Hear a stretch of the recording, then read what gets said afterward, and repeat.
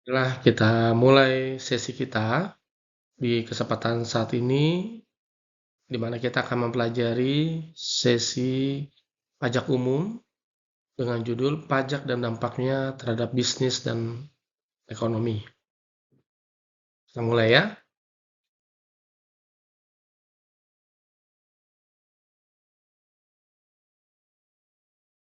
Pengertian pajak. Pengertian pajak ini perlu kita ketahui agar kita dapat mengerti bagaimana pajak itu dan penerapannya dalam kehidupan sehari-hari dalam bernegara. Pajak adalah kontribusi wajib kepada negara yang terutang oleh orang pribadi atau badan yang bersifat memaksa berdasarkan undang-undang dengan tidak mendapatkan imbalan secara langsung dan digunakan untuk keperluan negara bagi sebesar-besarnya kemampuan rakyat. Pajak di sini dianggap sebagai kontribusi wajib oleh negara kepada oleh negara kepada wajib pajak, ya, kepada warga negaranya. Artinya, setiap warga negara wajib memberikan kontribusinya, ya, yang dilakukan oleh orang pribadi atau badan. Sifatnya selalu bermaksa dan harus berdasarkan undang-undang. Artinya, apabila terdapat pungutan atau permintaan kontribusi wajib tanpa melalui undang-undang, berarti itu merupakan pungutan liar. Dan prinsip berikutnya adalah tidak mendapatkan imbalan secara langsung. Nah, ini yang selalu menjadi momok bagi wajib pajak atau warga negara karena apa yang telah diberikan kepada negara tidak mendapatkan imbalan langsung. Artinya, apabila kita memberikan kepada negara, bukan berarti negara memberikan layanan tertentu kepada kita dan hanya kepada kita.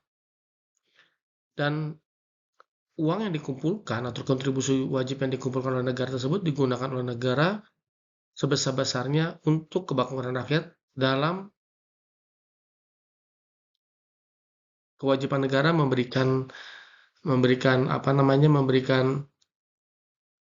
pelayanan kepada masyarakat, ya.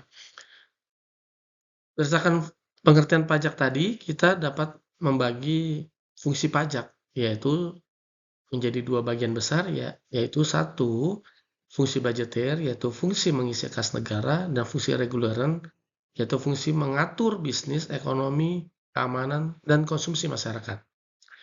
Artinya dalam fungsi budgeter ini artinya adalah ketika kita mengurus atau ketika negara mengurus keperluan untuk menjalankan suatu negara, maka uang kas atau uang di kas negara harus terpenuhi. Dan itu didapat melalui pajak. Dan fungsi pajak berikutnya adalah mengatur, artinya negara mengatur melalui pajak pola konsumsi masyarakat, bisnis, ekonomi, dan keamanan. Hal ini dapat kita lihat ketika eh, pajak digunakan untuk mengatur konsumsi alkohol, konsumsi rokok, sehingga negara memberikan pajak lebih tinggi untuk mengatur kesehatan dan mengatur regulasi dari distribusi dari minuman atau rokok tersebut.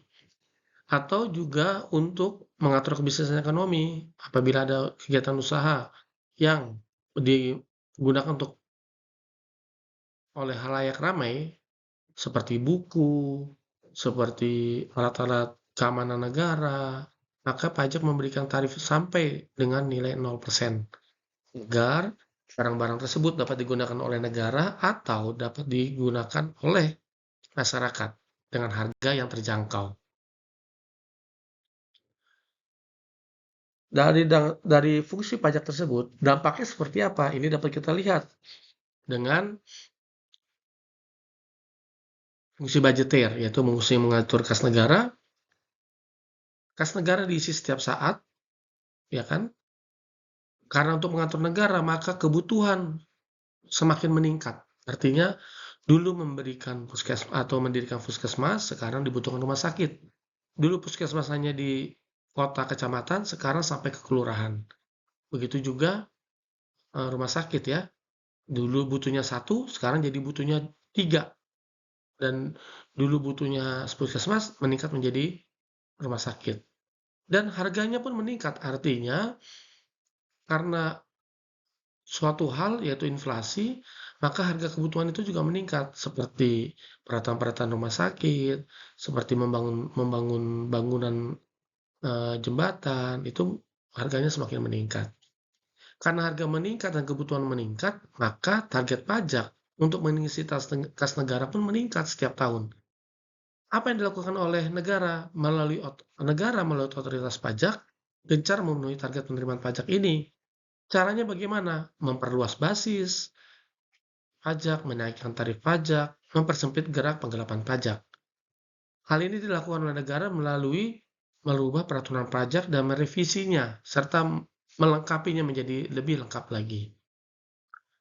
Bagaimana dengan wajib pajak dengan perubahan-perubahan peraturan perpajakan yang ada?